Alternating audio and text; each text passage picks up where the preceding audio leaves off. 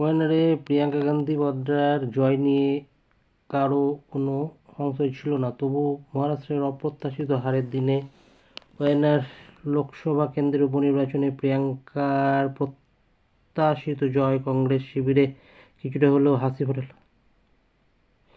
এই প্রথম নির্বাচনের ময়দানে নেমে প্রিয়াঙ্কা গান্ধী বডরা ওয়াইনারে লোকসভা ভোটে রাহুল গান্ধীর জয়ের ব্যবধানকেও ছাপিয়ে গেলেন।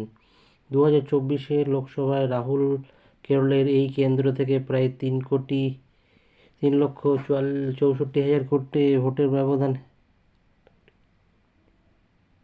কিন্তু তার সঙ্গে রায়বেরেলিতেও জেতার পরে রাহুল ওয়াইনারের সাংসদ পদ থেকে ইস্তফা দেন। প্রিয়াঙ্কা এবার উপনির্বাচনে ভোট অনেক কম পড়া সত্ত্বেও 4,10,000-এর